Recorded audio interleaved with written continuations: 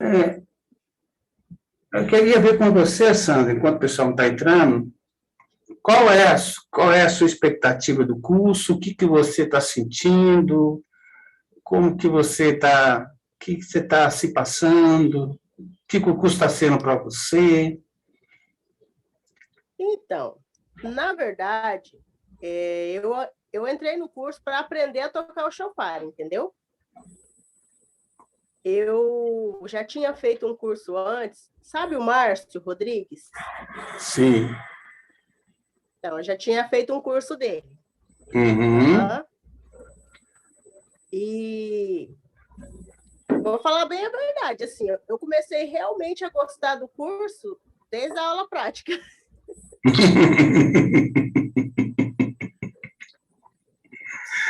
A aula prática que está fazendo diferença para você, né? Sim, aquelas dicas que o senhor deu, né, a respeito dos lábios, está bem úmido, de umedecer a ponta do chofar, assim, eu percebi que fez bastante diferença para mim. Ótima limpeza.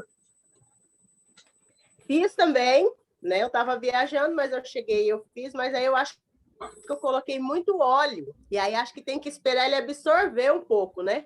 É. No caso aí, se você tiver colocado muito óleo, você guardou o óleo do seu sofá? Sim. Uhum. Isso. O que que você faz? Você pode também já passar, agora você poderia, para tirar o excesso de óleo, água quente de novo, espera secar, né? E agora só ungir por fora só, não por dentro. E outro macete muito interessante é talco. Um talco bom, não é que esse talco fajuto, não, talco bom. É Johnson, talco para criança. Que você coloca no sofá, quando você não estiver usando o sofá, para ele tirar a saliva do seu sofá. Porque a sua saliva ela tem sal, ela tem produtos que podem corroer aos poucos o seu sofá. Então, de vez em quando, é bom você colocar talco por dentro dele, né, ficar bem assim. Na hora que você falou ficar uma semana sem usar o sofá, coloca talco. Aí conserva esse sofá e ele puxa a saliva, ele chupa a saliva, aí você vai poder ter mais durabilidade no seu sofá. Entendeu? Entendi.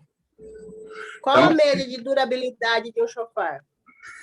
depende muito, porque o sofá é um osso, né? Pode durar anos. O meu sofá, por exemplo, já tem quase 20 anos.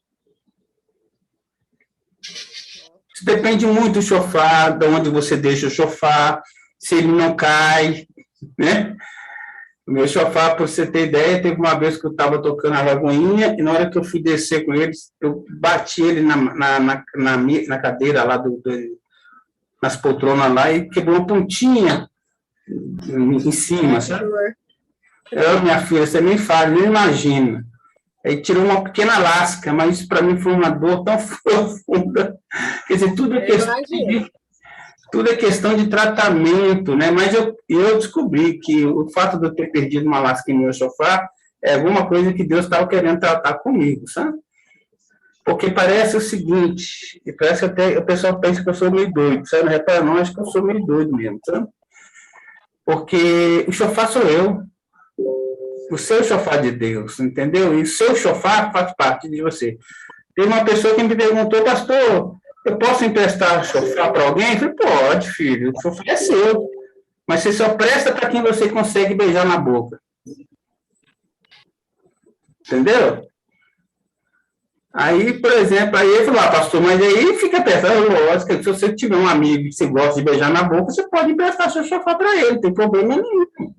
Uma amiga, agora esposa, filho, é diferente, né? Se você tiver um irmão... E essa quantidade de talco é bastante, é pouco, é só na volta? Não, nesse caso aí você tem que pegar por dentro todo. Aí você tem que pegar toda a extensão por dentro do sofá. Você tem que colocar uma quantidade, balançar e ver a quantidade correta. Ah, assim. Cuidado para não colocar chofar com talco, vai soprar talco para todo lado, hein? Teve um tocador nosso que esqueceu de tirar o talco, foi tocar, o pessoal já estava pensando que era o Espírito Santo saindo do chofar dele. Era talco puro. Ai, Senhor Deus. Cada experiência, né? Mas, olha, a partir do momento que você fez o curso, todos os treinamentos que a gente tiver, a gente vai estar te informando. Inclusive, nós vamos ter novos treinamentos aí, viu? Você conseguiu baixar o diafragma? Conseguiu, não? Pastor, eu não vou mentir também, não. Nem tentei a segunda vez. Eu tive uma semana muito corrida semana passada. Ah, ok. Bom que a Solange já chegou, Eliana também. Bom que a pergunta é a mesma dela. Deixa eu colocar aqui na minha agenda, que o seu pastor aqui está meio esquecido, sabe? Acho que a idade está vindo.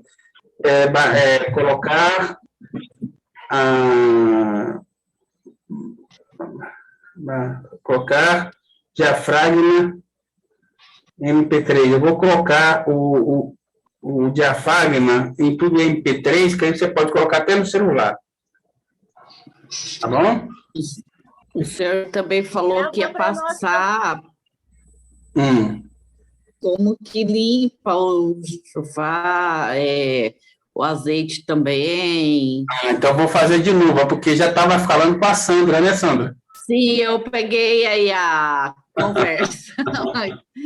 Uma boa parte dela. Eu comprei a escovinha de mamadeira e ajudou muito. Ajuda.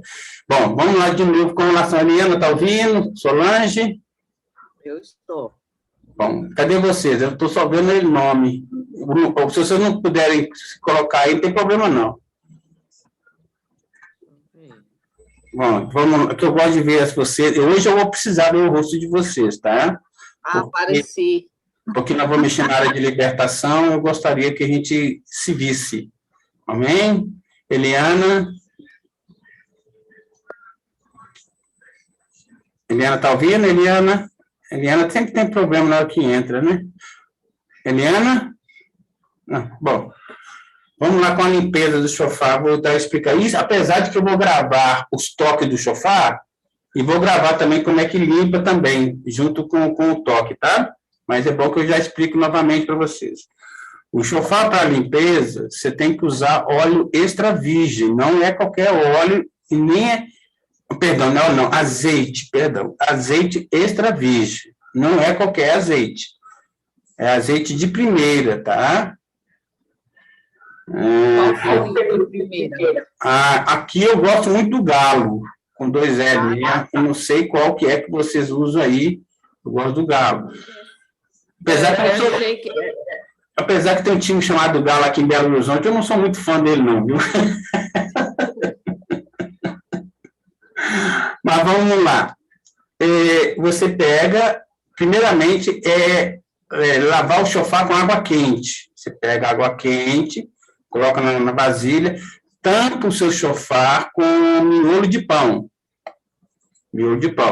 Aí você joga água quente por dentro dele. Tá? Qualquer pão? Miolo de pão, qualquer pão. Tampa ele por trás, né? Que é onde é que fica o bocal. Não é onde sai o som, não, é no bocal.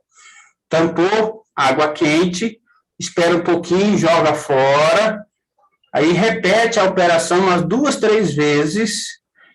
Você repete a operação 2 ou 3 vezes para poder você ver a qualidade da água. Se a água estiver translúcida, aí você já pode parar de jogar água quente. Depois que passou a água quente, espera um tempo, deixa o chofar secar, né? Espera ele secar. Aí você pega o óleo, o azeite extra virgem e coloca por dentro. Secar naturalmente? Deixa um tempinho para secar, umas 2 horas, mais ou menos, para poder. Não coloca no sol. Chofar não pega sol. Chofar tem que ficar lugar bem guardado no local, tem que ficar no ar, não pode ficar dentro também dentro da como é que eu falo, da sacola, né, esqueci como é que chama, da capa, né? Você tira da capa, coloca no lugar, coloca fora e coloca o óleo por dentro e por fora. Esse óleo que você está ungindo, o seu shofar, é de base de oração. Você tem que orar, apresentar o seu shofar a Deus, apresentar a sua vida a Deus. Aí, depois que esse óleo, você coloca numa vasilha, e esse óleo é o óleo do seu shofar. Esse óleo é um óleo muito especial. Você só deve ungir pessoas da sua intimidade, pessoas que você considera muito, ou pessoas de muita intimidade mesmo com você. Não é qualquer pessoa. Não vai ungir pastor, ungir qualquer pessoa, a não ser que Deus manda. Mas se Deus mandou, quem sou eu para falar não unge? Esse óleo é um óleo especial. É o óleo do seu shofar. Então, aí, depois que você colocou o óleo, deixa ele descansar, tá certo? Aí você experimenta tocar ele no dia seguinte, ou mais tarde, para ver se está aí o som, se o som está perfeito. Se não tiver perfeito, aí você, para poder limpar totalmente do óleo, mais água quente, aí não precisa ser muito, só uma só para tirar o excesso de óleo, aí pronto. Aí deixa secar e pronto. Agora, lembrando que é bom também usar o talco, né? Eu estava falando com a Sandra agora, o talco, mas tem que ser de boa qualidade, nada que esse talco vagabundo, não. É talco de boa qualidade, Johnson, que é esse talco para beber, que tenha cheiro, tudo. Esse talco, ele chupa a saliva, quando você usa muito o shofar, ele chupa a saliva e faz o seu shofar durar mais tempo, ok? O tempo de duração do shofar, a Sandra perguntou, varia muito da forma como você cuida do seu shofar, né? O meu shofar tem 20 anos que eu estou com ele, mais ou menos. Então, depende muito. É osso, né? Chega um tempo... A quantidade de azeite é para encharcar ele? O azeite é o tanto que você achar necessário, desde que unja todo ele, né? Por dentro e por fora. Eu coloco, o meu shofar é grande, tem mais de 1 metro, acho que quase 1 metro. Eu coloco uma quantidade boa por dentro e vou balançando, orando, né? Mexo nele para poder circular lá dentro, e vou orando, unjo por fora, por dentro, eu faço todo esse processo. Alguma dúvida? Boa tarde, pastor. Boa tarde. Tudo bem, Eliana? Que bênção. Demorei, mas entrei. Isso eu já anotei, já. Toda vez que eu vou entrar, não é um probleminha.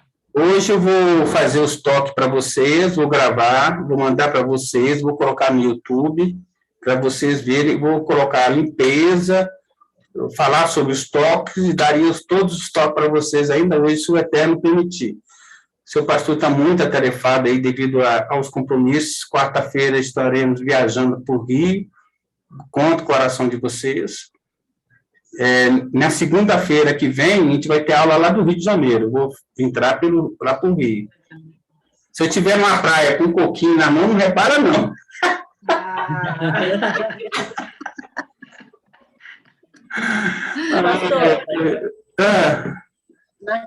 Naquela aula prática que a gente teve, você tinha falado do primeiro toque, eu acho, que é o... Que quando a igreja está muito apática, né? Aí você toca ele. Mas os outros você não falou, o senhor não falou. Não falei, o Chevarim, Teruai. Eu vou, então, gravar hoje. Hoje eu mando para vocês aí...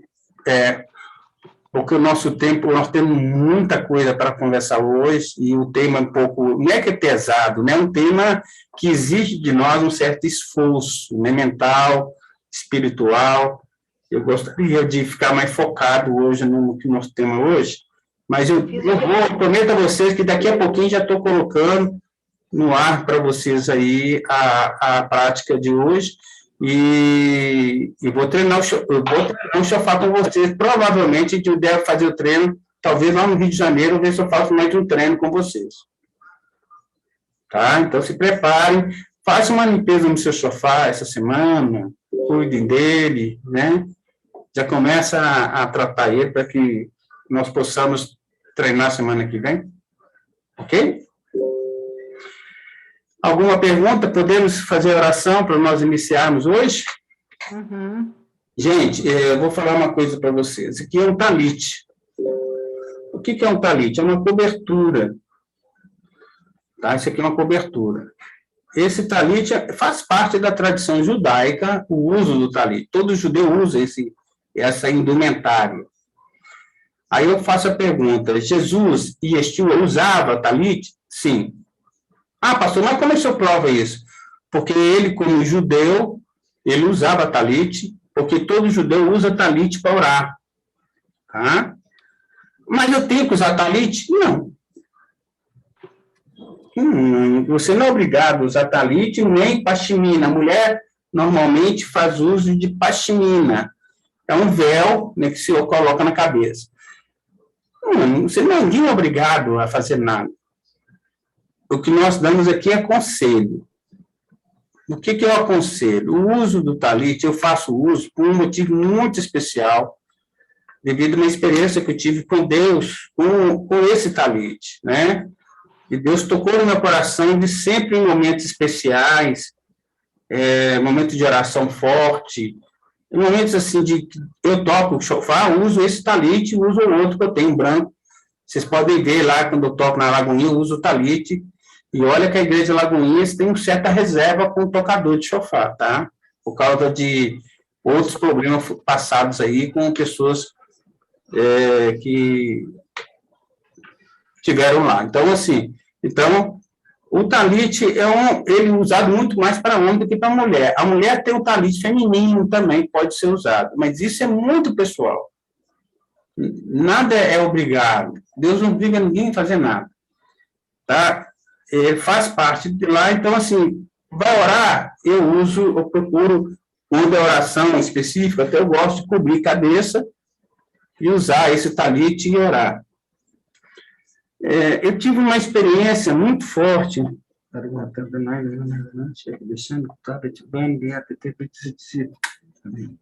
Eu tive uma experiência muito forte com o talite.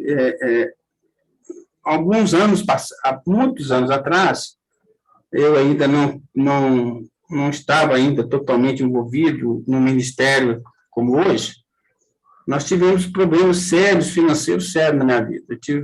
Eu trabalhava como autônomo, e autônomo, você já viu, né? Não tem salário, né? Tem que ir para a rua trabalhar. Eu mexia com informática, eu vendia produtos de informática, né? O que aconteceu? Eu ficava na rua vendendo. Teve um dia que eu cheguei em casa à tarde, né? Estava na cliente, e eu tomei meu banho e fui abrir a geladeira para comer alguma coisa. E a hora que eu abri a geladeira, não tinha nada. Não tinha nem leite, não tinha nada.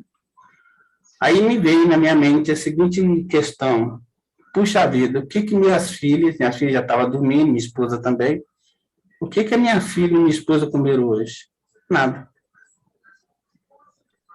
Então, isso me veio um sentimento de incapacidade, de tristeza, sabe? Eu me senti incapaz, me senti um lixo. Né? Passei o dia todo na rua, no relógio, trabalhando, mas eu vi que estava alguma coisa errada. Né?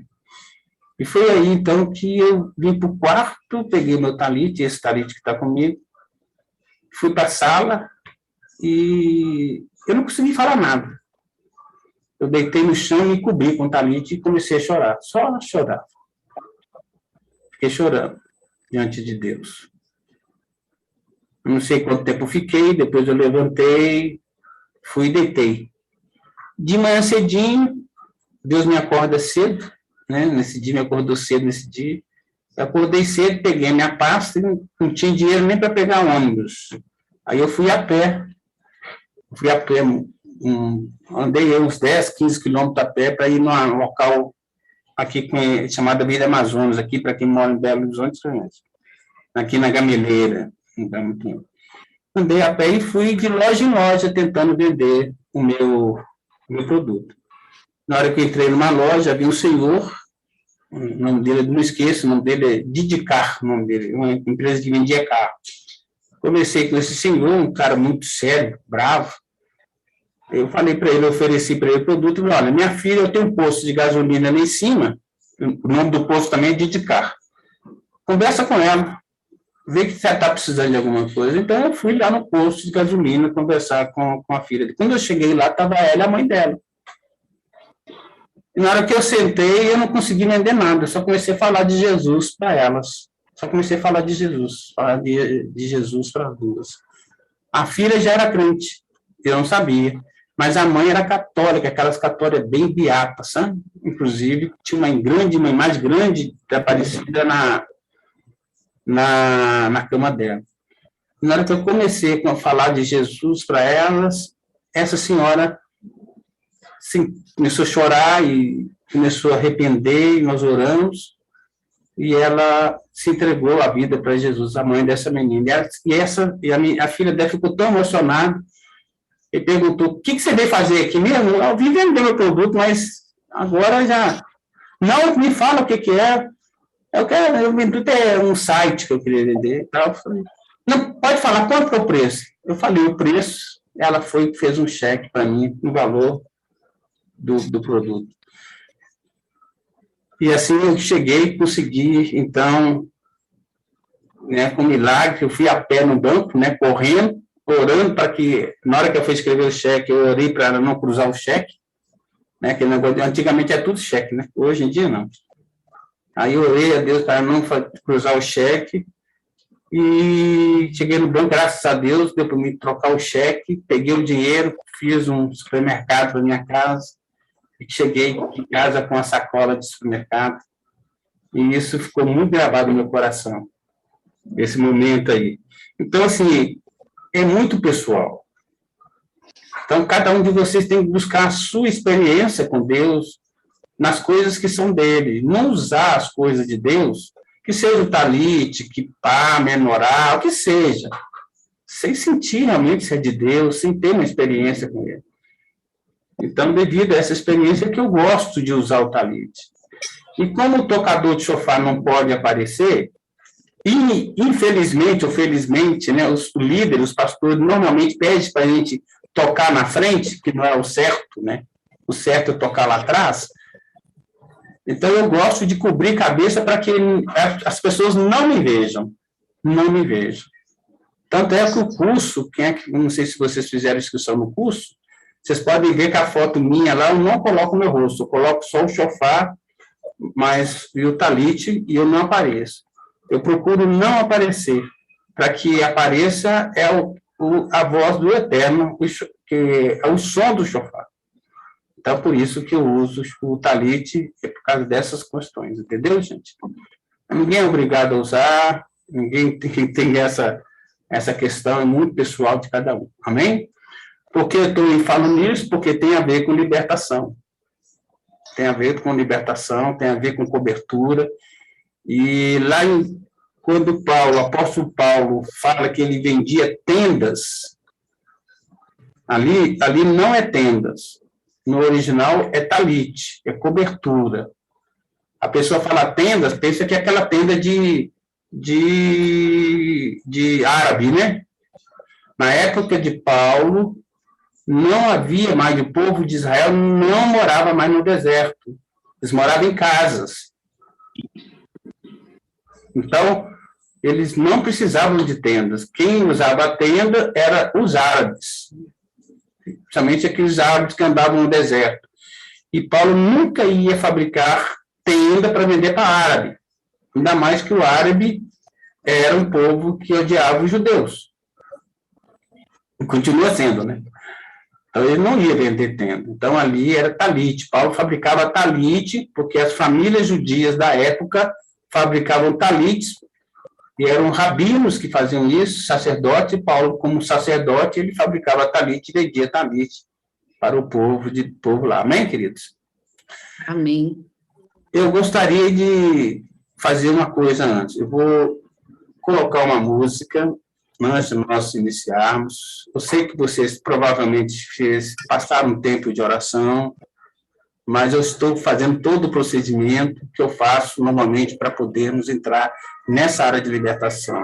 Gostaria que você procurasse ficar sozinho agora, ouvisse essa música, orasse a Deus, pedir a Deus pela sua vida, pela sua família, pelo seu ministério, porque Deus quer um ministério para você, tá? O tempo dessa música eu gostaria que vocês dedicassem agora em oração. E eu tenho certeza que a bênção que Deus tem para nós hoje é muito grande, tá? Então, eu vou colocar a música, eu também vou me concentrar aqui um pouquinho, junto com vocês também, né? E dê um tempo agora a Deus, viu, gente? Dê um tempinho para Ele agora, converse com Ele, amém, queridos? Deixa eu só tirar aqui, para a gente poder colocar a música que eu quero que vocês ouçam. Essa bênção é a bênção de Arão. Essa música, ela tá lá em Deuteronômio, deixa eu ver onde é que está a bênção, para vocês saberem onde que é.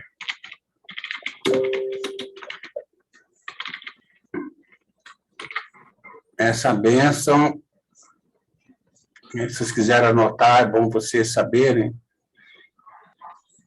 está a chamada bênção sacerdotal. É a única vez em que Deus manda abençoar o povo. Foi através dessa bênção. Está lá em Números, capítulo 6, 22. Números 6, 22. Ok? Ouça a música. Se consagra a Deus agora nesse momento, tá bom? Eu tenho certeza que vai ser bênção para vocês.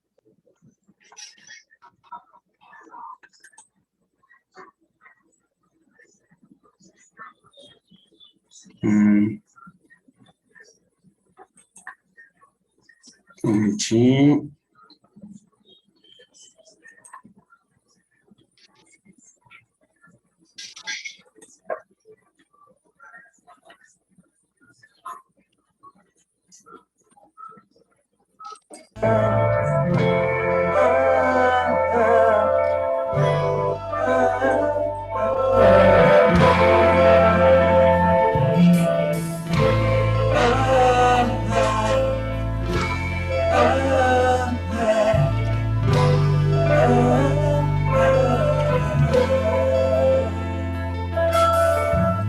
O Senhor é o meu pastor, e nada me faltará. O Senhor é o meu pastor, e nada me faltará. Em verdes pastos me faz descansar, pelas águas tranquilas me conduzirá.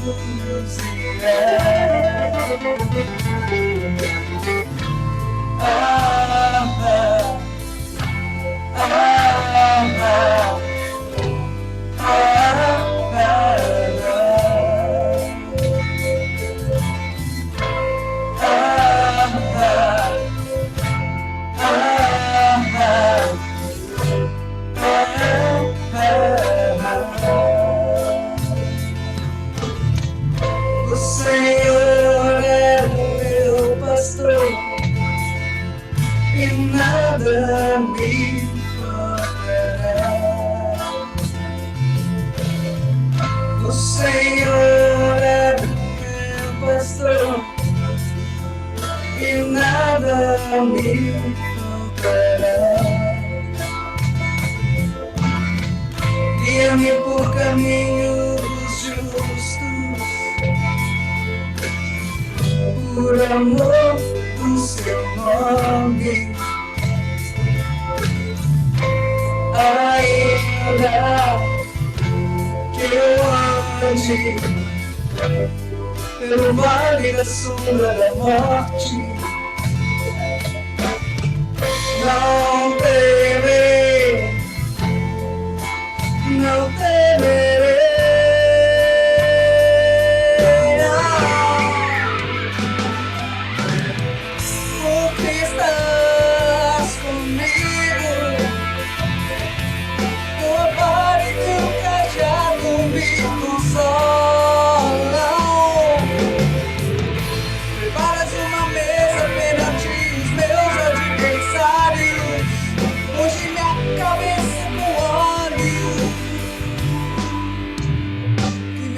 Se transporta,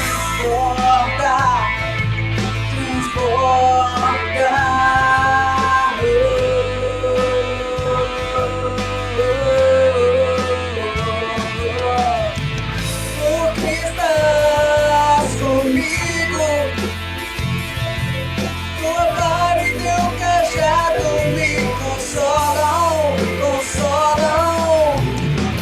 Preparas uma mesa perante os meus adversários, hoje minha cabeça com óleo e meu cálice transborda, transborda.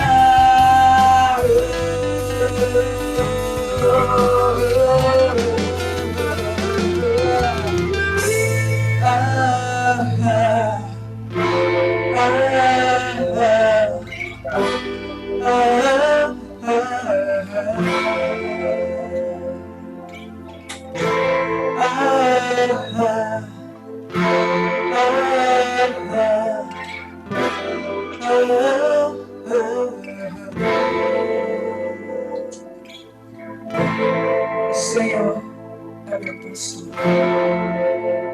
em nada me faltará.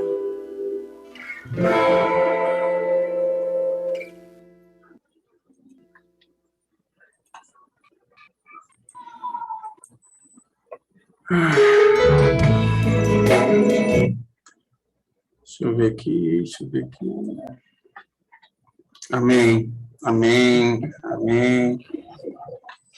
Amém. Que essa bênção possa ecoar na vida de vocês, que o Senhor nos guarde agora de toda a intenção maligna, que tudo que for falado seja ocultado no mundo espiritual, que Satanás não possa intervir, não possa agir no nosso meio, não possa perturbar o eletrônico, não possa atrapalhar a nossa voz, que o Senhor possa nos guardar de todo mal agora. Nós colocamos nossa vida diante do Senhor, em nome de Yeshua HaMashiach. Pai, se eu tiver que citar alguma entidade que seja maligna, ou entidade que o Senhor proibiu do teu servo de citar, tu sabes que é para nosso ensino, nosso conhecimento. Eu vou citar uma vez, e nas outras vezes, Senhor Deus, eu vou citar um nome parecido para que nós não citemos o nome verdadeiro delas. Porque o Senhor, na tua palavra, fala que nós não devemos nem citar o nome delas. Então, que o Senhor possa nos guardar agora, guardar os teus filhos, cada família, cada um de nós, e que Satanás não possa cobrar nada de nós nesse momento. Nós pedimos perdão pelos nossos pecados.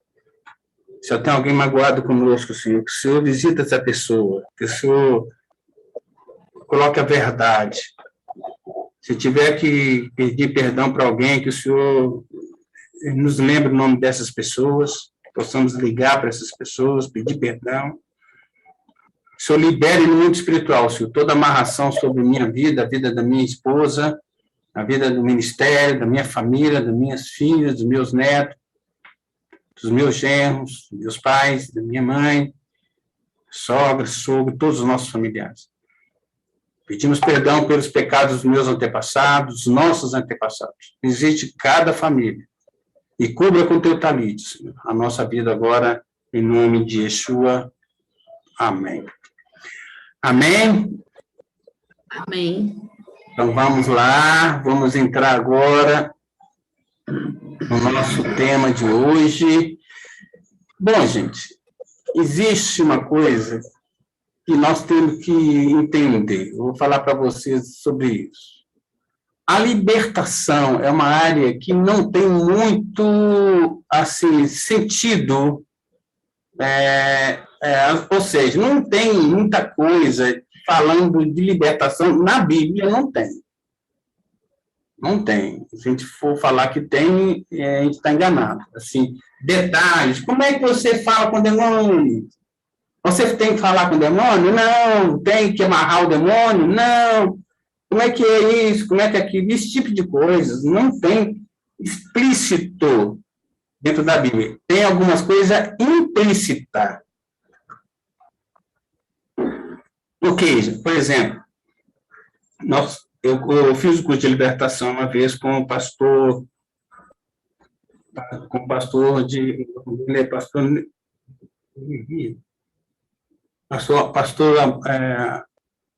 lá de Ipatinga, uma cidade perto aqui de Belo Horizonte. Esse pastor era do pastor Almir, lá do Rio de Janeiro. Esse pastor Almir foi o que implantou o sistema de libertação, de amarrar demônios, conversar com demônios, expulsar, que inclusive a Universal usa até hoje. Esse pastor aí, Bispo Macedo, ele foi discípulo do pastor Almir na época, muitos anos atrás. O pastor Almir estava no Rio de Janeiro. Eu nem sei se está vivo, creio que não, já é mais idoso na época. Ele tinha uma igreja na Rocinha, do outro lado do muro da Rocinha. Era um homem com muita experiência nessa área de libertação. Então, ele plantou esse sistema, baseado naquela passagem que Yeshua fala, quando o inimigo, quando você amarra, né, você tem que amarrar o inimigo, né, para que ele não possa agir contra você, né, amarrar né. O pastor Almir, usando essa tese, essa coisa, ele falou que então que devemos amarrar os inimigos, Satanás, amarrar o demônio e expulsar ele, né? E eu tive experiência nessa área, né? Mas tradicionalmente isso não é uma coisa comprovada que deva fazer isso. Eu, por exemplo, hoje eu já não fico amarrando demônio, conversando com o demônio, não faço isso. Já fiz isso alguns anos atrás, mas hoje eu não faço. Para mim, o demônio tem que ser expulso. Fazer igual o Yeshua, igual aquele louco, né? Que chegou, que ficava nas tumbas, e ele chegou para avançar em Yeshua, ele já foi expulsando logo. Né? Eu nunca vi uma passagem que Yeshua ficava conversando com o demônio, querendo saber o que ele estava fazendo. Mesmo porque o demônio é mentiroso, né, gente? Muito mentiroso. Né? E a gente sabe que ele é o pai da mentira. Então, os filhotes dele também são. Uma coisa que nós temos, gostaria que vocês anotassem essas coisas. Uma coisa que você tem que entender é que os anjos de Deus, eles não manifestam em corpo humano. Mas baseado em quê, pastor? Porque anjo tem corpo. Anjo tem corpo. Ele tem um corpo espiritual, mas tem corpo. Então, se ele tem um corpo, ele não pode manifestar em outras pessoas. Aí você pergunta, e esses que manifestam o centro espírita, quem são? São espíritos, são demônios, mas são espíritos que, inclusive, pela tradição judaica, eles surgiram após o dilúvio. Então, o que eu quero que vocês entendam? Eu não estou aqui para implantar doutrinas novas na vida de ninguém. Nós estamos querendo, nosso objetivo é mostrar a visão judaica de libertação e a visão evangélica de libertação. Né? Para nós, por exemplo, eles citam o versículo que fala que, acho que foi aquele negócio que Satanás caiu dos céus, né, que era um anjo que ficava. Quando é que fala isso mesmo? Acho que é Ezequiel, não é isso mesmo? Vamos ver isso? Vamos recordar isso na Bíblia? Peraí, deixa eu ver aqui, sabe? Se é meu computador aqui me ajuda. Vou tirar algumas coisas aqui, para nós podermos. Eu gostaria que vocês vamos ter um pouquinho de paciência, nós vamos estar vendo tudo importante para comprovar tudo que nós estamos falando, para vocês ficarem cientes, para nós aprendermos o que nós podemos fazer. Só um minutinho que eu estou fechando aqui algumas coisas aqui do computador. O computador está lento, sabe? Estão me ouvindo? Sim. Engraçado, né? Veja que o meu computador está lento, eu estou só salvando ele aqui, para nós podermos ver lá, vamos ler uma passagem que é usada muito em libertação.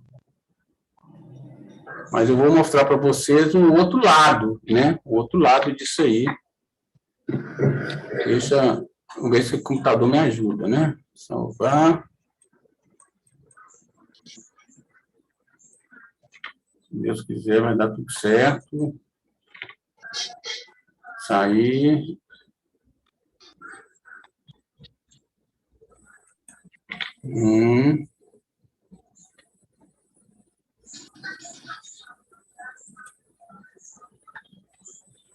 Só um minuto que eu estou saindo aqui. Sair. Estou tirando tudo quanto é site aqui, para que a gente fique leve e poder mostrar para vocês. Vou parar aqui o compartilhamento e vamos entrar em outro site aqui.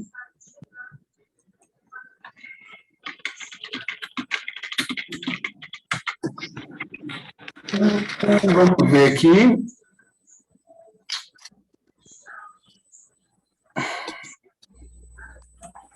Está lá em...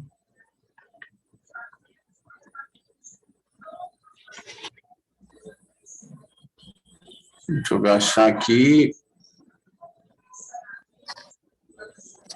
Ezequiel 28. Deixa eu ver. Ezequiel 28. Vamos ler, se isso vai ser isso mesmo. Do 11 em diante. Deixa eu ver.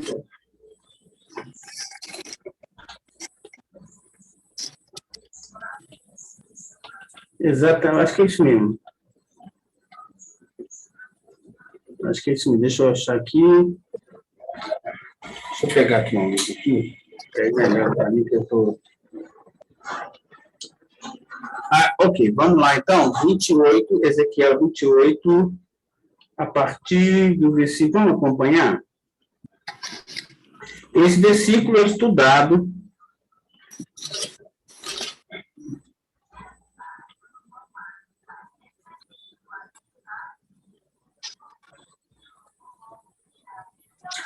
Vamos ler 28:1? Vamos ler? Nós temos que estudar, gente, procurar sempre estudar o contexto, toda a Bíblia. Esses aqui são citados muito como se Satanás fosse falando de Satanás, tá? Vamos ver. 28:1, vou ler para vocês, acompanhem, por favor. E a palavra do Eterno veio a mim dizendo: ó filho do homem, diz ao príncipe de Tiro. Então, essa palavra está sendo direcionada para quem? Para Ciro. De Tiro, o príncipe de Tiro, perdão. Assim diz o eterno Deus. Vamos olhar o contexto? Aqui está dizendo que foi direcionado para Satanás? Primeira pergunta. Não. Foi direcionado para o príncipe de Tiro. E nem fala o nome dele aqui, não. Vamos lá. Assim diz o eterno Deus: porquanto se inflou o teu coração e disseste: eu sou um Deus.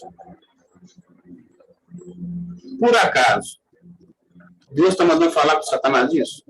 Não. Para quem que está falando? Príncipe de Tiro. Sento-me no trono de Deus no coração dos mares. Quando és apenas um homem. Homem. Satanás é homem? Não. e não Deus, ainda que se orgulhe teu coração como se fosse divino. Tu crês mais sábio do que Daniel, e supões que não há segredo de ti.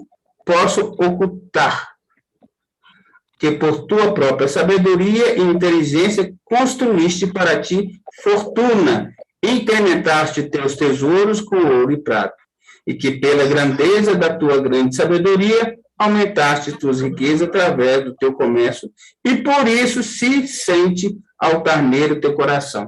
E pelos estudos de libertação que eu tive, quando nós questionamos sobre o comércio, eles falam, não, esse comércio aí são almas. Assim que eles ensinam, que esse comércio é alma. Gente, eu estou mostrando, eu estudei a libertação cristã, evangélica, e estou passando a libertação judaica. A libertação evangélica, vocês já sabem qual que é que funciona. Tem uns que expulsa demônio, tem outros que amarra demônio e conversa com demônio, e usa e fala que Satanás caiu do céu baseado nesses versículos. Bom, biblicamente falando, está errado. Essa palavra aqui não foi para Satanás. Ah, mas nós podemos deduzir que é, baseado em qual palavra na Bíblia? Para você falar que um texto é real, tem que haver outros textos na Bíblia para comprovar a veracidade. Você está entendendo, gente? Sandra? Você não pode pegar um texto isolado e fazer dele uma doutrina. Um texto fora do contexto é pretexto para heresia. Então, olhando aqui, pelo contexto da palavra, essa palavra não foi direcionada para Satanás. Foi direcionada para o príncipe de Tiro. E chamou como homem. Satanás não é homem, é espírito. É um espírito, um anjo, né? É um anjo. Tá? Portanto, assim que o eterno Deus, estou lá no 6, porque consideraste teu coração como se fosse o de Deus, eis que trareis contra ti os mais terríveis estrangeiros dentre todas as nações. Gente, está vendo que não é Satanás? Que esgrimirão suas espadas contra a imponência da tua presumida sabedoria e profanarão teu esplendor. Far-te-ão descer a cova. Gente, Satanás vai para a cova? Então, se a gente começa a estudar, a gente percebe que está alguma coisa errada. Tá certo? Baseado pela visão judaica. E perecerás com a morte dos que afundaram no coração dos mares. Pretenderás, acabo de dizer, que vem matar? Eu sou um Deus? Pois na mão do que te profanar és homem, não um Deus. Morrerás pela mão de estrangeiro, morrerás pela mão de estrangeiro. Satanás morre, gente. Ele vai perecer, mas de outra forma, né? O destino dele é o inferno.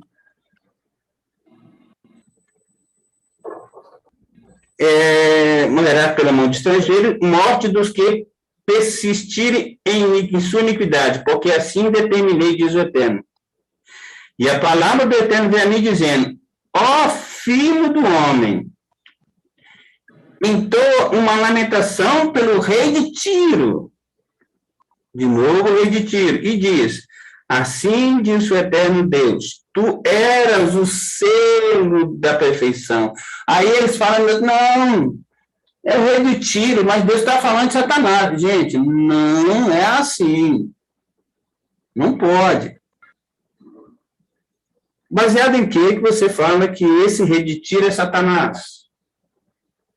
Que é o próprio Satanás. Então, há controvérsias. Quer dizer, então, que agora eu estou contra isso? Não é isso. Eu quero que vocês entendam os dois lados da moeda. É Deus que vai te orientar sobre esse tipo de procedimento. Aqui não fala de Satanás, gente. Aqui fala do rei de Tiro. Se eu olhar a Bíblia no contexto bíblico, não é Satanás. Quando ele fala Satanás, ele cita inimigo e cita Ra-Satã. O inimigo, fala dos seus anjos. Então, assim, se nós formos lermos aqui tudo, vocês vão entender que ele está falando do rei de Tiro. Então, eu não posso basear a libertação baseado nesses versículos. E o 13, pastor? Vamos lá, oh, perdão, que até fechei. Vamos lá no 13. Ezequiel 28, 13. Vamos lá. Vamos lá, vamos ler aqui. Vamos continuar lendo, então, para a gente poder ver. Assim diz o Eterno: tu eras ser da perfeição, cheio de sabedoria e plena em formosura. Estavas no Éden, no jardim de Deus, e cada pedra preciosa te cobria: rubi, topázio, diamante, crisólito, ônix, jaspe, safira, turquesa, ágata e ouro.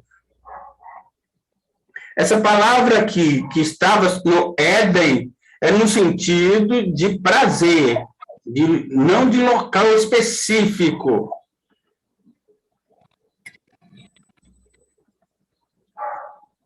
Não é sentido de localização, porque o rei de Tiro, ele viveu no Éden? Impossível. Ele está falando no sentido de que é como se fosse um lugar onde ele estava tendo um local onde ele tinha prazer, onde ele tinha tudo na mão. Ele está dizendo aqui que ele estava coberto de tesouros, ele era um rei muito poderoso, sábio. Ele tinha tanto poder, mas tanto poder, que ele se achou que era Deus, assim como o faraó do Egito. Então, assim, se nós formos olhar o contexto de toda a palavra, eu não posso pegar aqui e falar, é Satanás. A não ser que eu pegue os versículos isolados. Se eu pegar do 13 para baixo, eu vou falar, pode até ser. Mas aí, e os versículos para cima, eu vou anular eles? A quem Deus está falando? Ezequiel. Para quem? Para o rei de Tiro. A Bíblia não fala que é Satanás. Nenhum momento aqui. E Deus usa muito de analogias. Igual, por exemplo, a mão de Deus está estendida. Deus tem mão? Não. Por que ele usou o termo mão? Porque nós, seres humanos, para nós entendermos quem é Deus, nós precisamos de uma ideia, de filosofar, tipo assim, dar uma analogia, né? Usar um termo para nós entendermos. Então, ele usa a mão de Deus aqui, por exemplo, era um querubim da guarda que estendia suas asas. Isso tudo, ele está falando do rei de Tiro. Um homem tem casas? Não tem. Aí ele está falando justamente de que é como se o poder dele cobria várias nações. Então, se nós formos olhar o texto na prática, nós podemos entender que aqui é referente ao rei de Tiro. E Deus está usando de analogias para ele. Está usando termos para a gente entender como que ele vivia, o que ele tinha de poder, tudo isso. Né? Agora, eu pego esse versículo 13 para baixo aqui e esqueço de cima, aí eu estou fazendo o quê? Eu estou pegando, usar um texto fora do contexto para fazer uma doutrina é perigoso. É muito perigoso. É isso que eu estou querendo ensinar para vocês. É muito perigoso. Por exemplo, tem um versículo no Testamento que fala o seguinte, o apóstolo Paulo, que a mulher não deve falar na igreja, deve ficar calada. E aí, como é que você vai fazer, então?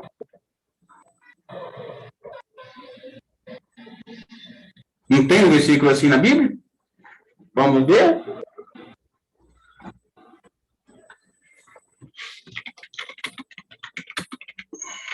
Vamos falar.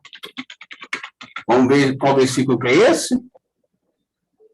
1 Coríntios, lê para mim 1 Coríntios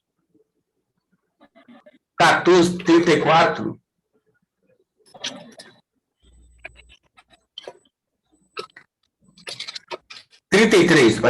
Lê para mim.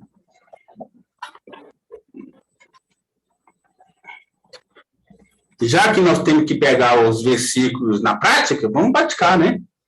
Quem pode ler para mim?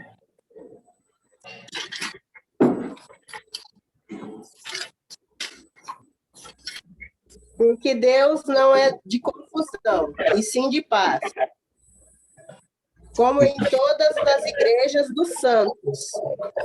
Conservem-se as mulheres caladas nas igrejas, porque não lhe é permitido falar, mas estejam submissas, como também a lei o determina. Continua. Porém, querem aprender alguma coisa, interroguem em casa seu próprio marido, porque para a mulher é vergonhoso falar na igreja. E aí? Porventura a palavra de... E aí? Continua? Continua. Porventura a palavra de Deus se originou no meio de vós, ou veio a ela exclusivamente para vós outros? Se alguém se considera profeta ou espiritual, reconheça ser mandamento do Senhor o que vos escrevo.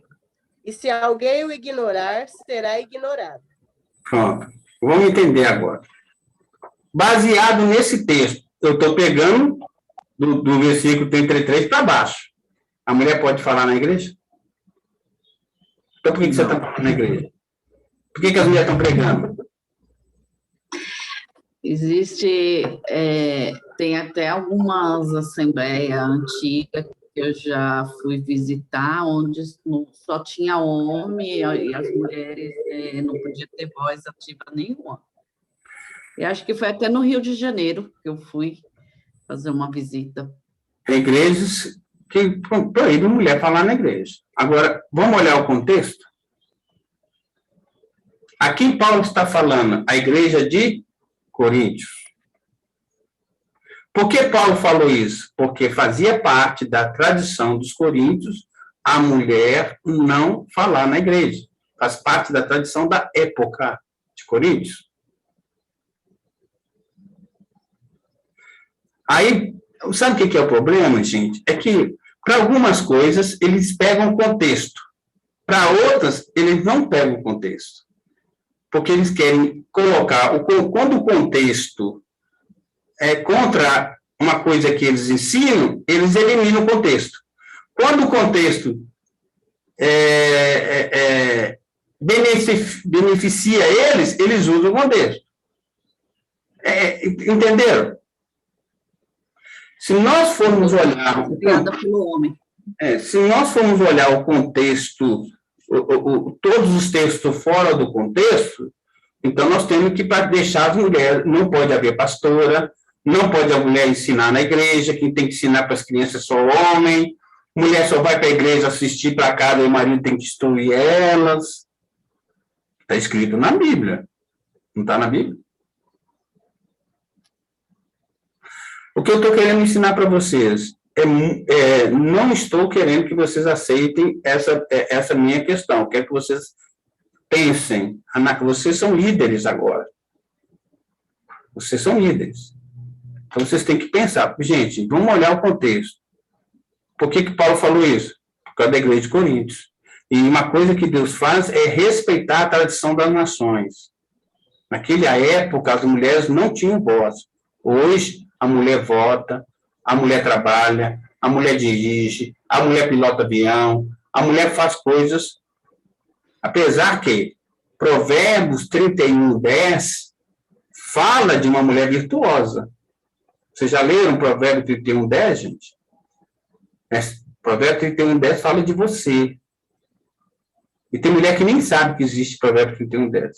Lá, a mulher acorda de madrugada, atarefa suas servas, pega navio mercante, vende, negocia, compra. Essa é a mulher virtuosa. Não é aquela mulher que acorda de madrugada, vai para o fogão, lava o marido, fica em casa sendo de escravidão. Isso não é mulher de Deus. Não é bíblico. Então, tá vendo? Um texto fora do contexto. Então, se eu for usar só o contexto, Sandra, Solange e Eliana, eu vou lá, então, tenho que usar o fora do contexto em toda a Bíblia. Então, a mulher não pode falar na igreja. A mulher não pode... A mulher vai ter que usar véu. Dentro da igreja, porque Paulo fala que a mulher tem que usar véu no lugar, porque o cabelo serve de mantilha, então usa véu. Aí nós vamos olhar o contexto. Por que Paulo falou isso?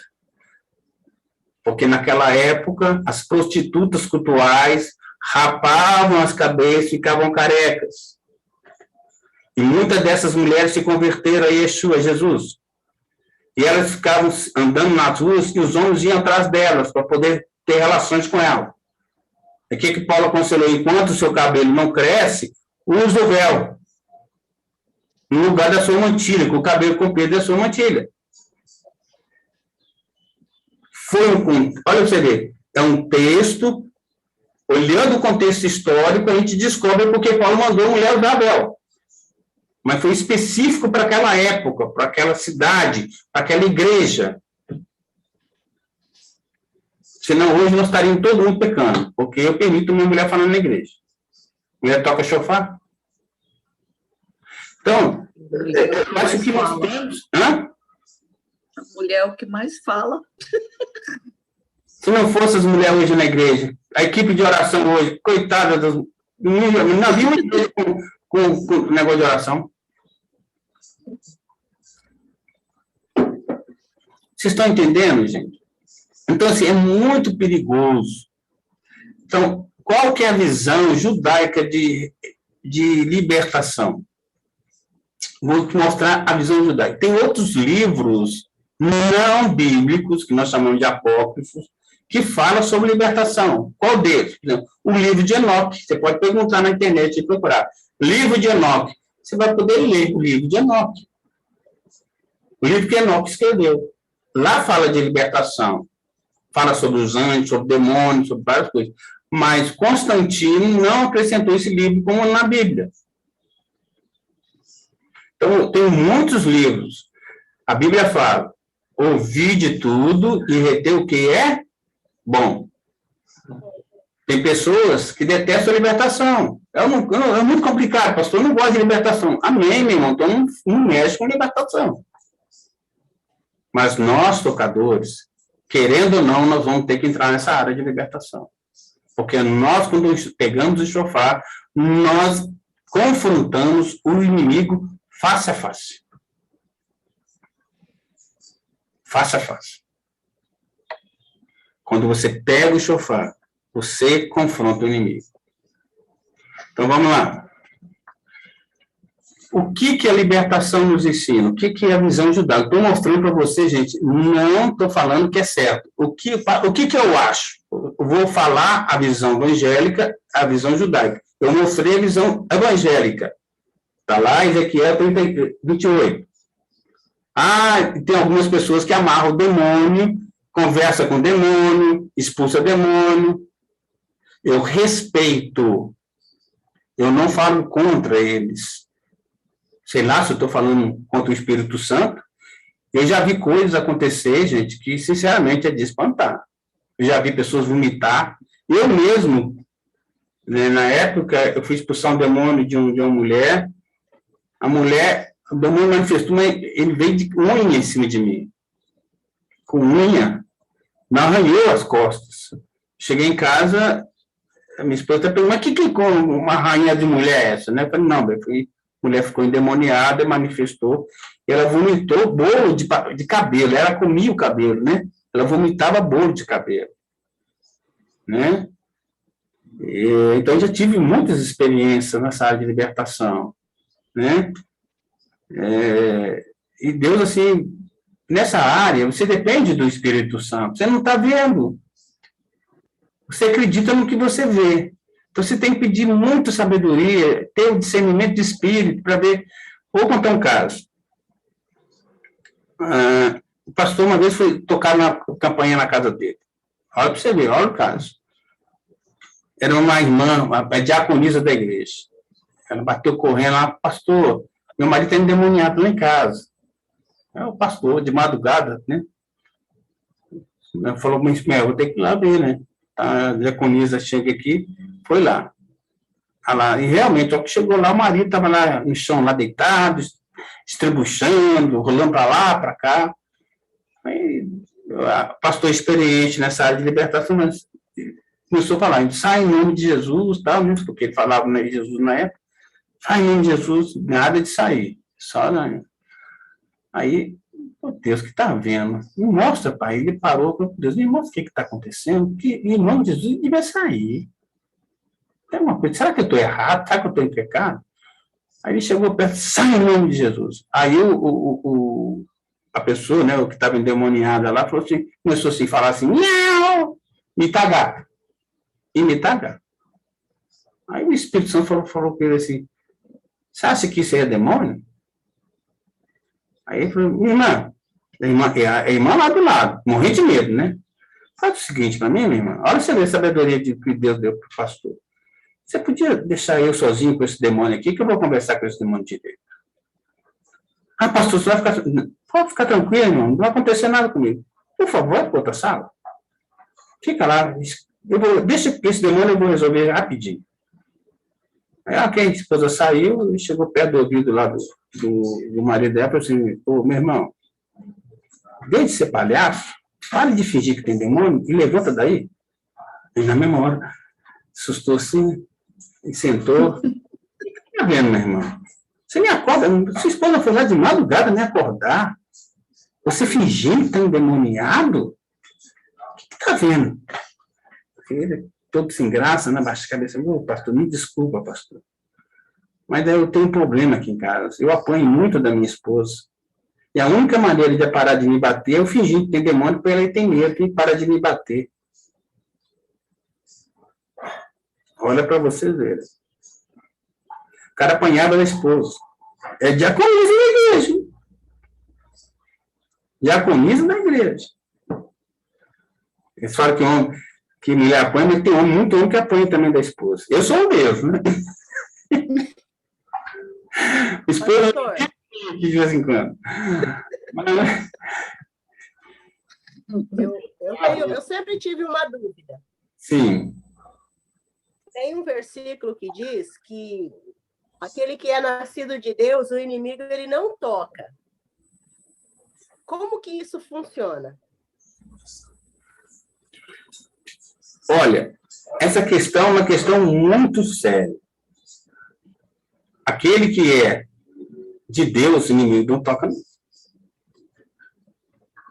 Aí você fala assim, mas como é que crente endemoniza?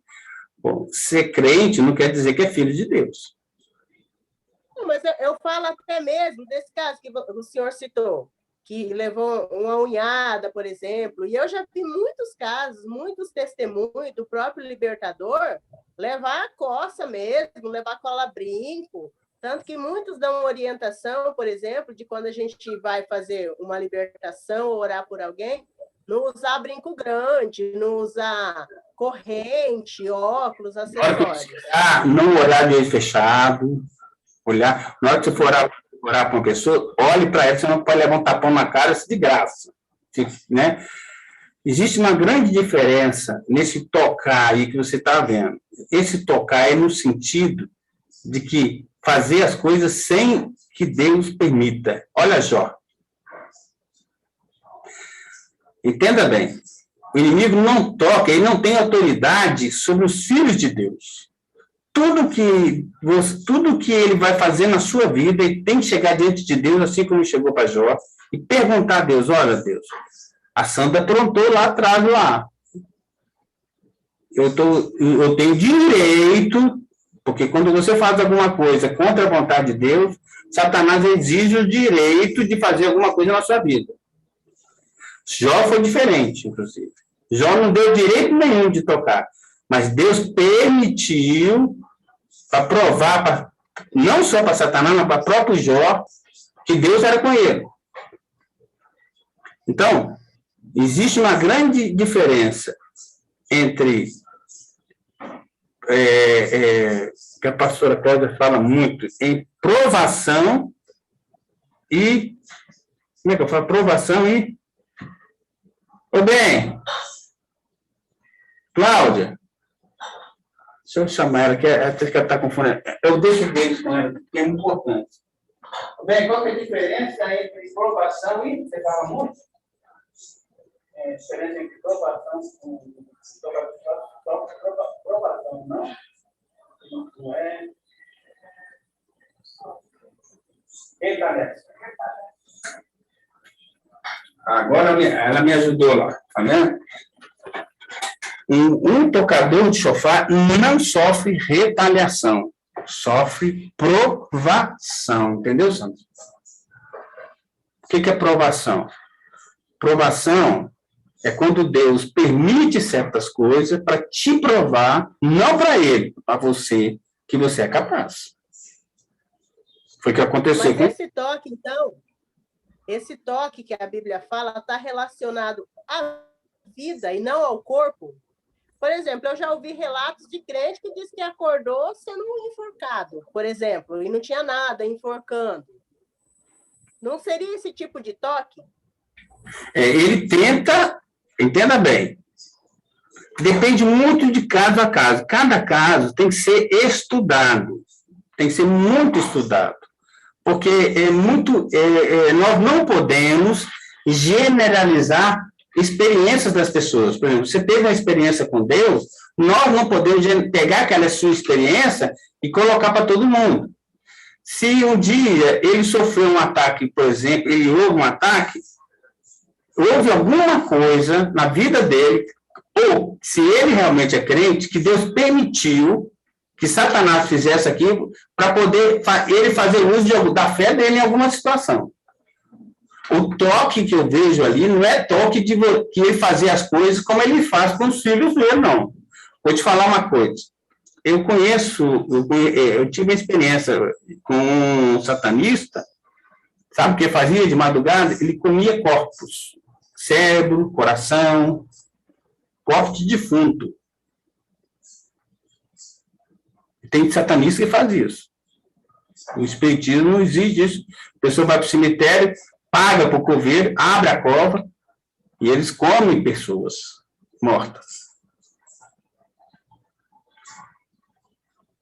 Uma vez, um desses, olha, ele contando isso no vídeo. Ele foi no cemitério, pagou o coveiro, Satanás pediu para ele fazer esse tipo de coisa, para ele conquistar alguma coisa, não me lembro o que é. Ele foi, e na hora que ele foi tocar no esquive lá, o Satanás falou, não toca nessa. Mas por que eu não posso tocar nessa? Esse corpo é do homem lá de cima. É o do homem eles falam homem de branco. Nem o seu corpo, Satanás pode tocar, mesmo depois de morto, quando você é filho de Deus. Nem no seu corpo. Deus não permite. Mas isso não isenta você de passar por provações. Pessoas falando mal de você, mentindo contra você. Às vezes você passa uma situação na vida e faz dívida e não consegue pagar. Isso tudo é provação. Né? Então, nós temos as provações que Deus permite para te testar, te avaliar e você tomar ciência de que você é em Cristo. Agora, tocar em nós, Satanás não pode. Tocar no sentido de querer fazer o que quiser conosco, não. Os filhos de Deus, Satanás sabe, aquele lá é separado. Aquele lá é separado. Ele sabe. Ele vê marcas. eu já tive experiência assim, de pessoas, de Satanás ver marcas na testa da pessoa. Ah lá, tem a marca do homem lá de baixo, lá de cima. Homem de branco, eles falam mais ou menos assim. Mas Jó, pastor, mas Jó não foi. Ele foi provado que Deus permitiu, não foi? Você acha que então, Satanás tocou nele? Não. Deus permitiu que Satanás provasse Jó. Diferente. Mas é que então, assim, para Satanás, o diabo não tocar na gente, nós sendo filhos, a gente tem que ter uma conduta, uma vida alinhada na palavra, né? O Jó uma vida alinhada. A gente pode aceitar Jesus e tudo, ser filho de Deus, mas não ter uma conduta, uma vida alinhada na palavra. Aí o diabo tem livre Olha, da gente. Deus permitiu que Jó fosse provado. O próprio Jó fala isso. Se você for lá em Jó, você vai ler: aquilo que eu mais temia veio sobre mim. O que Deus provou para Jó? Jó tinha medo. Jó estava fazendo sacrifício não por temor, mas por medo. Jó fazia tudo aquilo, ele conhecia Deus de falar. De falar, né? Não de face a face. O próprio Jó afirmou isso. Então, houve áreas de Jó que Deus queria provar para Jó. Era um homem íntegro? Era. Não, eu acho assim, essa provação dele... não sei como é que eu vou explicar, não, pastor. Não, mas eu estou entendendo o que você quer dizer. Essa aprovação foi para mostrar para Jó e para Satanás, que no caso específico, foi um caso específico, não quer dizer que Deus vai fazer isso com você hoje, não. E Deus não prova você acima das suas forças. Ele sabe até onde você aguenta. Se Deus perceber que você não vai aguentar, ele não vai permitir provação na sua vida. É igual, por exemplo, aquela Efésios 6, né? Aquela oração. Tem gente que ora aquela oração, mas ele não está alinhado, ele não lê a Bíblia, ele não tem devocional, ele não tem uma vida íntegra. Aí não adianta ficar orando Efésios 6. Mas tem gente que acha que tem uma vida desregulada aí, ora Efésios 6 que está protegido. Não está. Tem gente que pega a Bíblia, coloca o Salmo 91 na sala, fica até amarela, a Bíblia acha que é proteção, virou amuleto. Não resolve. É uma vida alinhada na palavra, alinhada com Deus. Isso é lógico. É igual eu falo com você. Não adianta nós pegarmos versículos isolados da Bíblia, como aquele negócio de promessa, caixinha de promessa, todos vou ver promessa de Deus. Só está promessa. Ali não tem o se, não. Se você fizer isso, toda promessa de Deus tem um se. Se você fizer isso, você vai ter isso. Se você fizer isso, você vai ter isso. Eles esquecem do se e vai só para o resultado. Toda promessa de Deus tem uma condição à frente. Toda a promessa dele, ele fala: se, filha, você fizer isso, vou te dar isso. Se você me honrar, se você me adorar, se você me servir, se você for fiel a mim. Está escrito lá.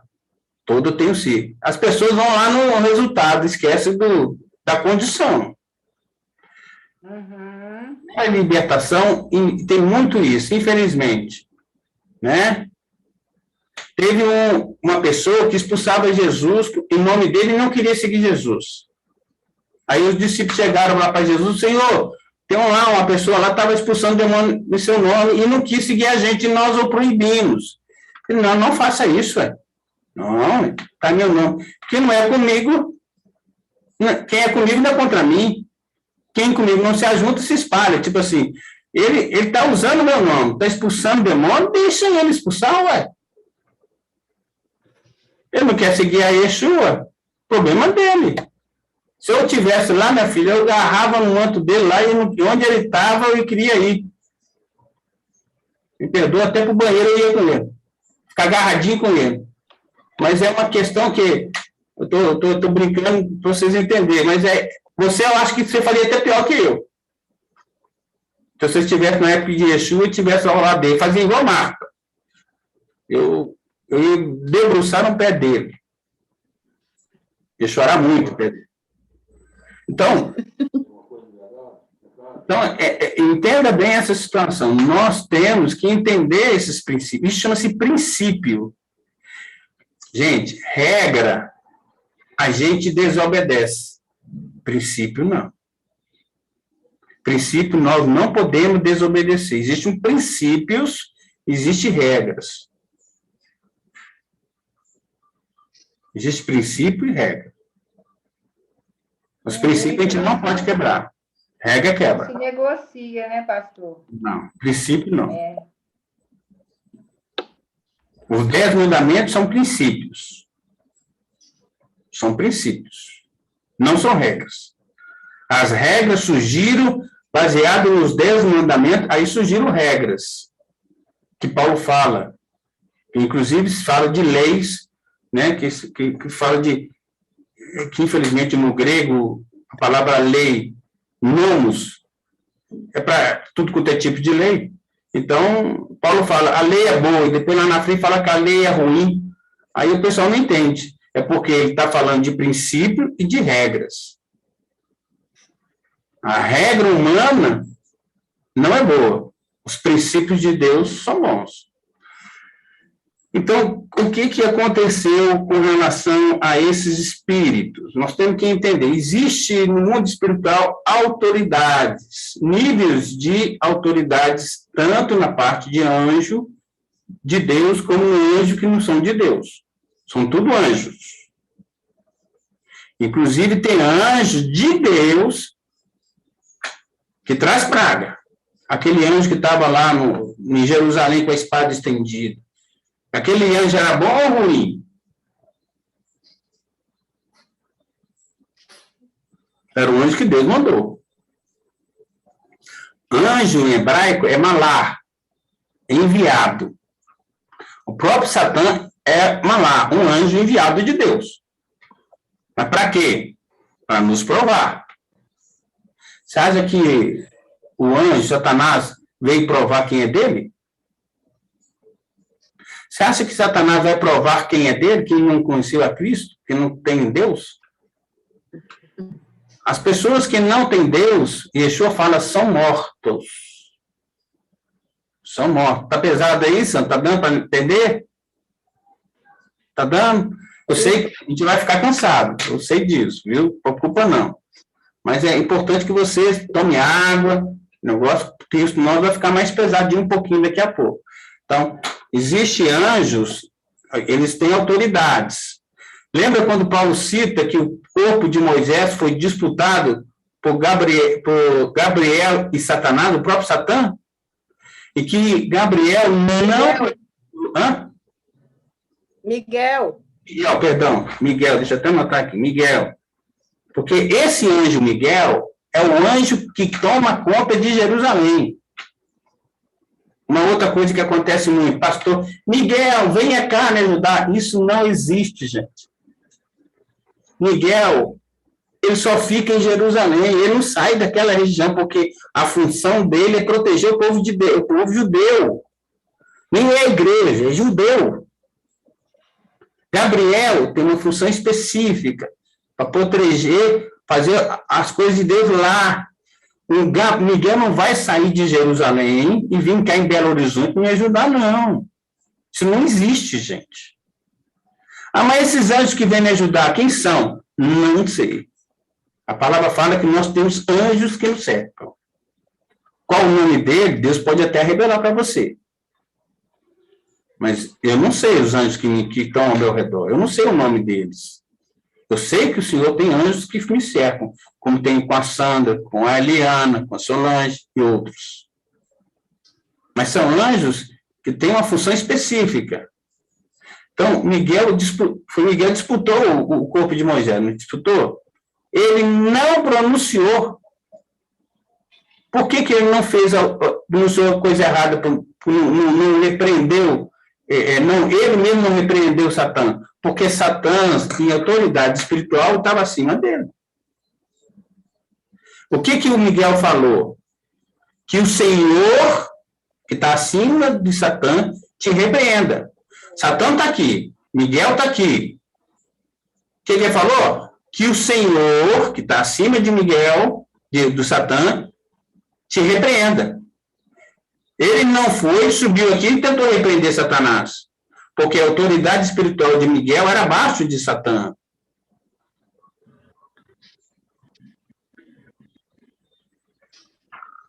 E hoje, qualquer pessoa começa a repreender a outra, esquece da autoridade que a outra tem.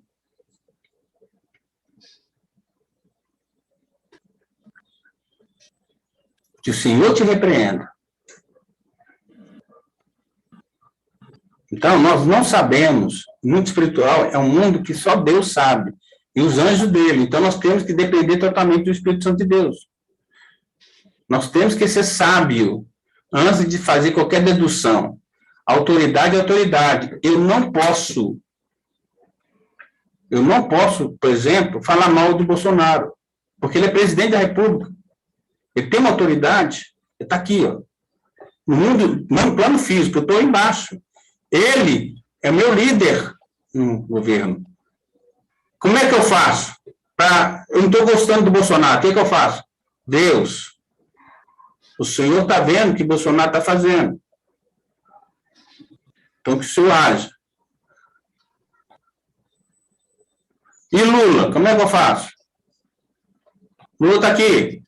Senhor, olha o que esse homem está fazendo e que fez. Senhor Deus, esse homem está fazendo isso.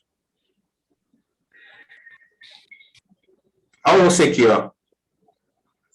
Aí, quando você faz assim e joga para ele, você pode ter certeza que ele trata. Sabe o que as pessoas estão fazendo? Estão vindo aqui, ó, se coloca acima da pessoa e vai combater na pessoa. É isso que Paulo fala sobre essa questão. Nós temos que nos posicionar, saber a nossa posição. Agora, se você é líder de um ministério, de uma coisa, e vem uma pessoa por baixo de você e começa a te confrontar, aí é diferente. Você é líder dela, você pode sim chamar a atenção dela, sim. Porque Deus te colocou acima dela como autoridade sobre ela. O que você falar vai cair sobre ela. Quer ver um exemplo? Você lembra quando foi Elias ou Eliseu, que foi andando assim e veio os meninos chamarem ele de calvo? O que aconteceu? Eles foram devorados, né? A ursa matou todos eles. Uma ursa. O que Elias fez foi bom? Não. Mas Elias está aqui. As crianças estavam aqui. As crianças começaram o quê? Chegaram a autoridade está sobre ele amaldiçoou, automaticamente a ursa veio e matou todos eles. Isso chama-se autoridade espiritual. Isso se chama autoridade espiritual. Nós temos que entender a sua posição diante do ministério. É por isso que você, por exemplo, o que aconteceu uma vez comigo? Um tocador chegou para mim e falou: pastor, eu sou da igreja tal, pastor tal. Eu falei: tudo bem, não. O pastor não gosta de judeu, não gosta de chofar, mas eu tenho chamado, pastor. Eu toco chofar. O que eu faço? Aí eu falei assim com ele: toca na sua casa. Toca no monte. Mas não posso tocar na igreja? Eu falei: não. Por quê, pastor? Porque você tem uma autoridade, a autoridade está aqui. Proibir você de tocar na igreja. Ele está acima de você. Então, você não pode ir aqui e desobedecer ele e tocar o chofar. Porque senão, ele vai te amaldiçoar e você vai, Deus vai. Aí você vai passar problema. eu aconselho você chegar para o pastor, explicar para ele sobre o shofar, sobre o seu chamado. Mas se ele não concordar, aí você tem duas opções. Ou toca na sua casa, ou no monte, uma oração, não na igreja, ou então chega para ele e fala, pastor, eu respeito o senhor é um homem de Deus, mas o senhor não permite eu tocar o shofar, eu tenho um chamado com o toque shofar, eu quero que o senhor me abençoe, que eu vou procurar um ministério que me aceite. Sair na bênção. Não em rebeldia. Aí eu não vou te abençoar, eu quero que você fique na igreja. Pastor, infelizmente, eu já conversei com Deus, Deus me chamou para outro ministério, aí o senhor vai tratar com quem? Com Deus. Aí o pastor aqui, aí o que ele fez? Deus, o senhor me chamou, o senhor falou que eu tenho que tocar shofar. Como é que eu devo agir? Deus, então ele não está me liberando, o senhor trata com ele, e só vai embora. Aí você bate o pé, né? Bate o pó, porque aí é Deus que vai tratar com o pastor. Gente, é simples a Bíblia, se nós seguirmos realmente a Bíblia no contexto correto. Nós temos que seguir a Bíblia no contexto correto. Então, o que a visão judaica de demônios? Então, nós temos os anjos de Deus, todos eles são submissos a Deus. Todos os anjos são submissos a Deus. Recebem ordem de Deus.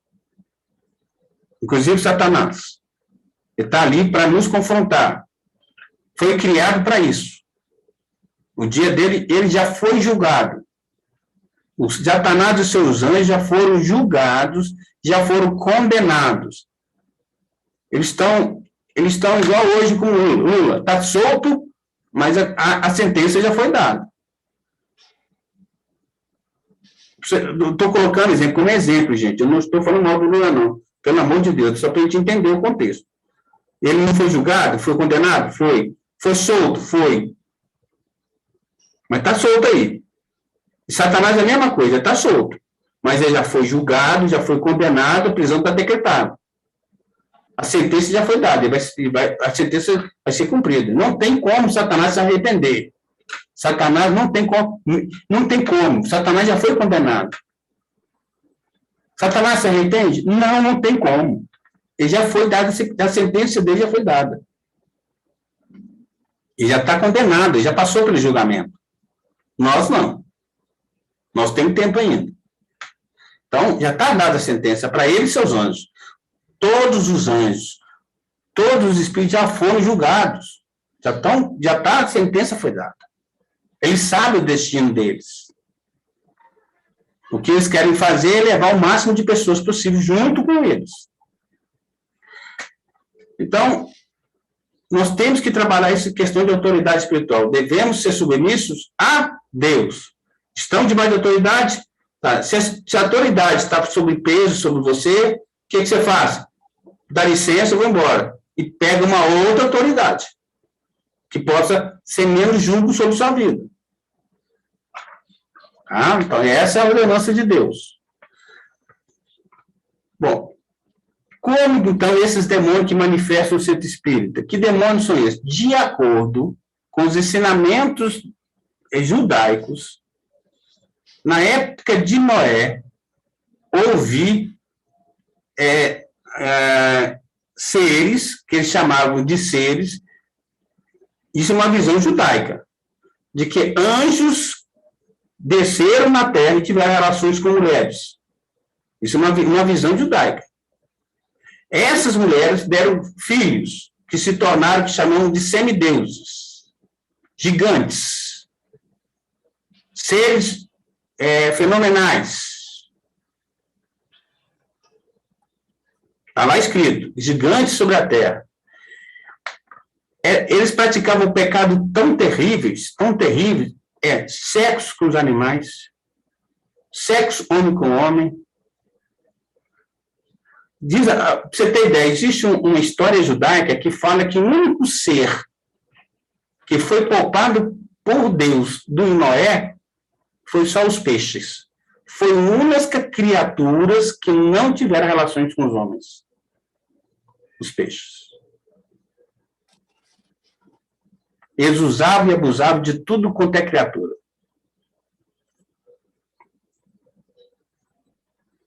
Né? Estou falando que em termos de criatura. Logicamente que com barata, rato, isso provavelmente não sei, acho difícil, né?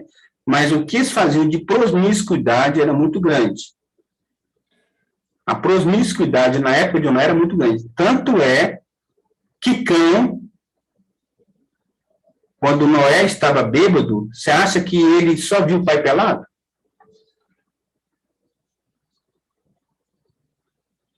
O que Cão fez que Noé amaldiçoou ele daquela forma? O que você acha? Eu já vi meu pai pelado várias vezes. Somente quando ele está velho agora, então, quando ele precisa de ajuda, eu vou ser amaldiçoado só porque vive meu pai pelado? Não é ilógico, não, gente. Então, por que Noé amaldiçoou Cão daquela forma? Porque o que Cão fez foi muito sério. Ele abusou do pai. Ele teve relação com o pai, enquanto o pai estava dormindo, pelado. Por isso Noé amaldiçoou daquele jeito. Olha lá e lê. A Bíblia, as traduções, os copistas amenizam palavras, para você poder ficar mais light, né? Mas essas amenizações, às vezes, atrapalham a gente no entendimento. Cão abusou do pai dele. Porque era prática comum acontecer isso na época de Noé. Ou você acha que Deus mandou destruir o mundo todo? Foi à toa. Que tipo de pecado acontecia a ponto de Deus querer trazer o dilúvio? Gente, imagina. A única pessoa na arca que não tinha pecado, e pelo que a palavra nos fala, foi Noé. A família de Noé foi salva por causa dele.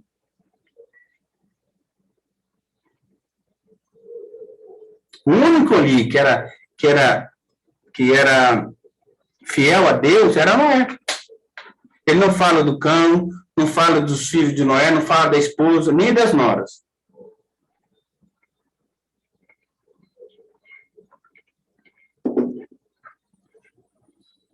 Alguma pergunta? Sandra, tá dando para entender aí? Sandra, tá tranquilo? Solange? Eliana? Tá pesado, gente? Dá para continuar? Dá para continuar? Se vocês quiserem parar, a gente deixa para a aula que vem. Posso continuar? Ou vocês querem parar por aqui? Sandra? Sandra, pode continuar ou vamos encerrando? Eu prefiro para a aula que vem. Você prefere passar para a semana que vem? Não, sabe por quê? Deixa eu me explicar. É que hoje meu esposo está de folga, entendeu? Ah, você tem que aproveitar dele. Ah, isso aí.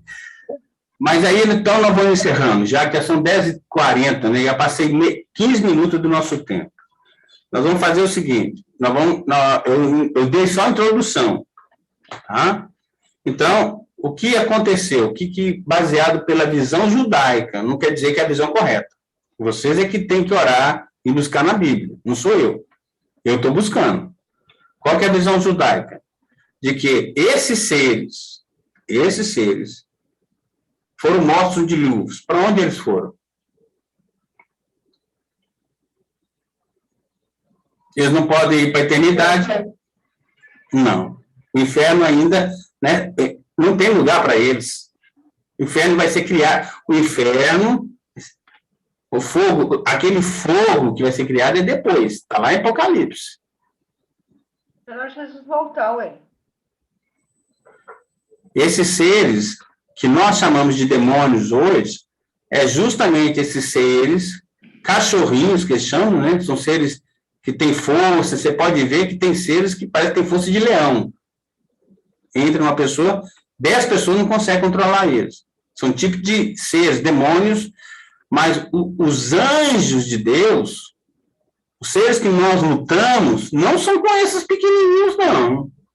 Eles são cachorrinhos. Nós lutamos com os dos ares. O chofar não atinge, logicamente, que incomoda o que está aqui embaixo. Nosso nível de ação é aqui, ó. Daqui para cima. Esses seres que manifestam em centro espírita, que fica lá manifestando, babando, aqueles negócios todos, nós estamos muito acima deles. A nossa ação é nos ares. É por isso que o chofar toca para cima. Nós atingimos as regiões celestiais. Nós atingimos a região dos ares. Esses seres que nós lutamos contra eles não se manifestam. E é esses seres que nós vamos estudar na semana que vem. Pode falar. Mais uma dúvida. Sim. Igual o pastor falou, né? Que às vezes tem uns demônios que manifestam que 10 pessoas é difícil para segurar. Mas diante do nome de Jesus, eles não deveriam? Sim. Por que muitas vezes eles não saem? A pessoa que está expulsando está sem autoridade. Ou está em pecado, e não pedir perdão. Tem alguma pendência com Deus? Porque, Sandra, não duvide do nome. É a pessoa. Você pode ter certeza que a pessoa tem alguma coisa errada na pessoa. Mas não é por causa disso que você vai julgar a pessoa. Vou contar uma experiência para nós encerrarmos, né? É uma experiência que aconteceu, foi com um pastor. Manifestou um demônio, ele gostava, ele ia muito nas praças pregar, né? Nas praças pregava nas praças. Aí manifestou um demônio lá e o pessoal começou a tentar expulsar o demônio, não saía mais de jeito nenhum, né? Não, ninguém conseguia expulsar o demônio. Esse acho que nem era pastor na época, ele era irmão lá. Todo mundo lá fizeram, e ele irmão lá de longe olhando. Ele não era pastor na época, não. É do bairro de São Paulo, inclusive, aqui. Aí dizia que ele viu o povo lá tentando expulsar, que negócio todo, ele passou assim, chegou próximo, assim, perto do povo, aquela roda, o demônio, assim, no chão, espumando. A hora que viu ele, olhou para ele, olhou com um olhar espantado para ele. Ficou espantado com ele. E continuou lá. Aí Deus deu discernimento a ele, falou assim, expulsa, porque os outros não têm autoridade para expulsar esse demônio. Aí esse irmão chegou lá e, em nome de Jesus, sai. Na mesma hora, o demônio foi embora. Tinha uns 10 ou 20 pessoas lá tentando expulsar e não conseguia. Quem que estava errado? Gente, existe um instrumento. Se você souber manejar o instrumento, você vai... Não use uma faca para matar um gigante, que não vai conseguir, não. Você tem que saber usar o instrumento de Deus. Tem que saber usar o nome de Yeshua na hora certa. Saber o momento certo. Sua vida está íntegra. Você está bem com Deus. Você está em falta. Vai, arrependa-te. Uma outra experiência que eu tenho de um outro irmão. Na Bíblia é proibido fumar? Não. Não tem um versículo que fala proibido fumar. O cigarro surgiu depois. Lógico, na época de Yeshua tinha, provavelmente no Egito e tal, tinha coisas lá. A Bíblia não proíbe cigarro. Mas nós sabemos que o cigarro faz mal ao corpo. Porque traz câncer, traz enfermidade, como também bebida demais também, bebedeira também, comer demais, tudo é pecado. Beber água demais é pecado, porque traz mal para o corpo. Então, tudo em excesso faz mal. Mas esse irmão teve uma experiência muito grande, esse irmão. E ele fumava.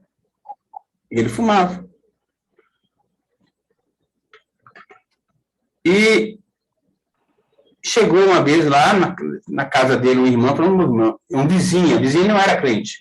Ele foi e chamou ele, falou, meu irmão, estou com um problema lá em casa, meu marido tá dando um ataque.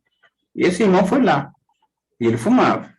Ele chegou lá no quarto lá para expulsar e falou, vou expulsar em nome de Jesus, né? Estava afastado da igreja.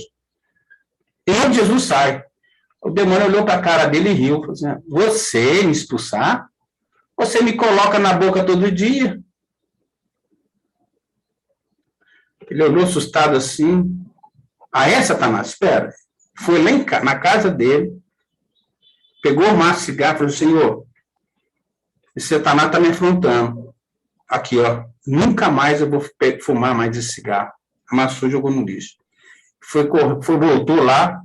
Na hora que ele chegou lá, Satanás já foi falando com ele, por que você fez isso? Por que você fez isso? Eu fiz isso porque você vai sair em nome de Jesus. E Satanás saiu. É só arrepender, gente.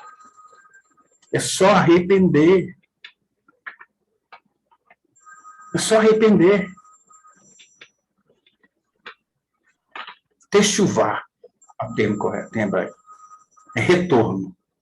Arrepende-te e Deus vai te honrar. Você vai pecar. Você vai mentir. Arrependa e não faça mais. Pai, em nome do Senhor Yeshua, eu te agradeço por esse momento, te agradeço por esse momento que nós estamos aqui diante de ti, te peço pela vida das tuas servas, da minha vida, todas essas palavras que foram ensinadas, Senhor, sejam tocadas no coração dos teus filhos, Senhor, e que o Senhor abençoe cada uma delas. Que essa semana seja uma semana de muitas bênçãos, de muita vitória. Que em nome de Yeshua, Jesus, que a paz do Senhor esteja sobre cada uma delas. E vareri Adonai veish mireha, e arei Adonai panabeleha birundeha, e sadonai panabeleha, veia sem errar samon. O eterno Deus vos abençoe e vos guarde, brilhe o eterno Deus o rosto sobre cada um de vocês, erga o eterno seu rosto sobre cada um de vocês e te dirija a Shalom, Bechem Yeshua Mashiach. Semana que vem, então, se puder fazer mais uma consagraçãozinha, para que nós possamos entrar, agora, na semana que vem, não tem mais conversa. Nós vamos entrar direto na apostila e vamos falar sobre o Espírito em Jezabel. Amém, queridos? Deus abençoe a todos. Amém.